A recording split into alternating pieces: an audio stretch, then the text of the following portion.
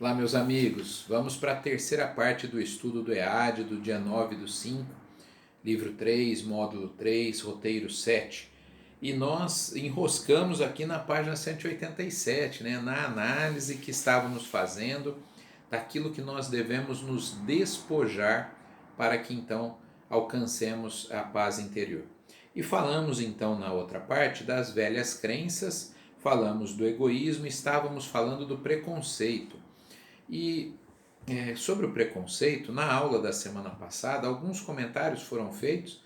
Eu me lembro de 3 ou 4, em especial um que o Giovanni fez, inclusive, né, depois da aula, a respeito da nossa dificuldade, e ele mostrou-se muito aberto ao falar de uma dificuldade dele, outros falaram também das suas dificuldades, com relação a alguns fatos, né? Pessoas que agem dessa ou daquela maneira, nós às vezes temos dificuldade de engolir aquela situação, aquela pessoa, né, que agiu dessa maneira. É bom que a gente já reconheça isso, muito bom, é assim que começamos o processo de mudança, mas não deixa de ser um preconceito que nós temos, né? Às vezes contra, como eu falei, uma pessoa que está vestida de uma maneira que nós julgamos inadequada, às vezes pela cor da pele, às vezes porque ela é de uma outra religião, às vezes porque ela é de uma profissão que nós não aprovamos, né? Os políticos que foram citados aí pelo Giovanni e em outras aulas já conversamos sobre eles, às vezes despertam em muitas pessoas esse preconceito, né? Uma ideia já pré-concebida de que não são pessoas do bem, mas nós precisamos nos livrar dessas amarras, porque serão espíritos puros, né? Lembra que falamos a semana passada?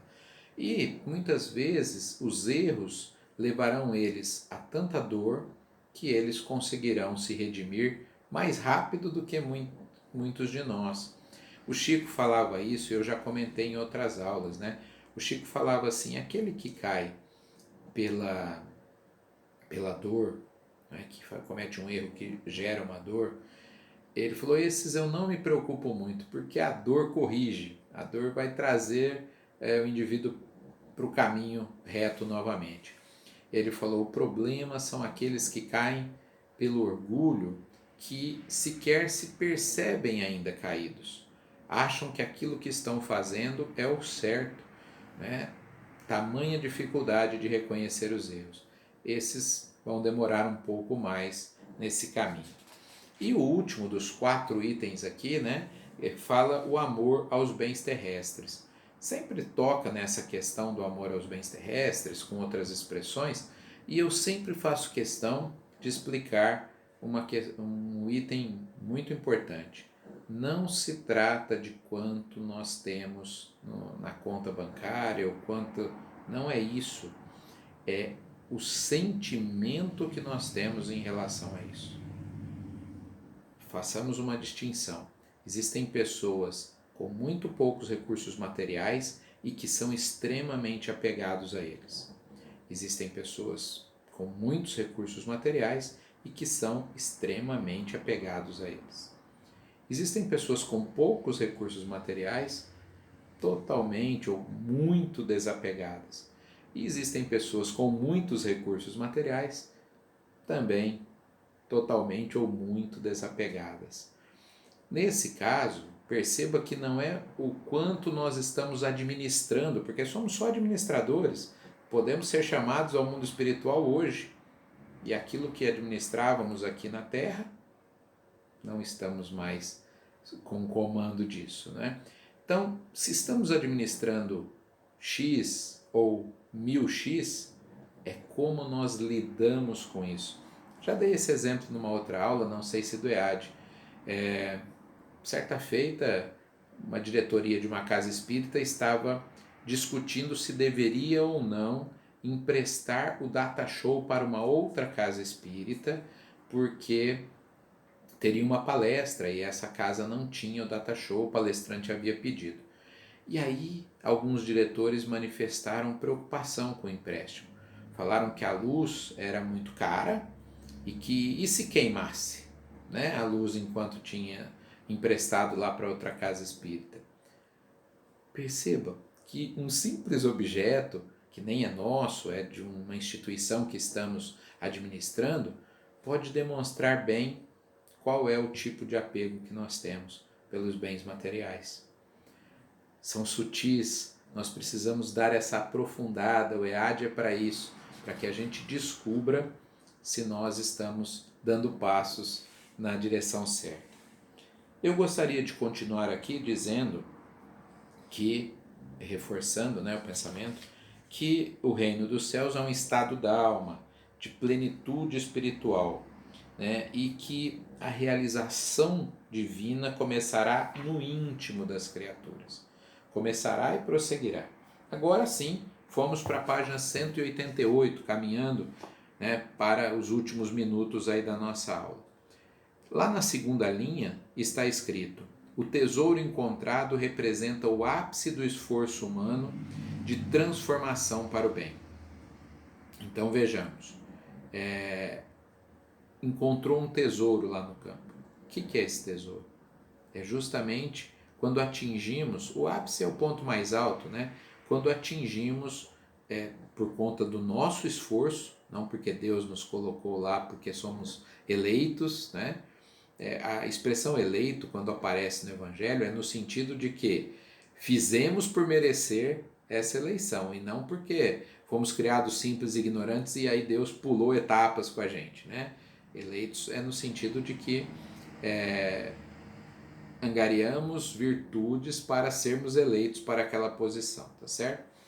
Bom, seguindo um pouco abaixo, no segundo parágrafo, terceiro parágrafo aí, no final dele está dizendo assim: é preciso exercitarmos a faculdade de ver e ouvir segundo o Espírito.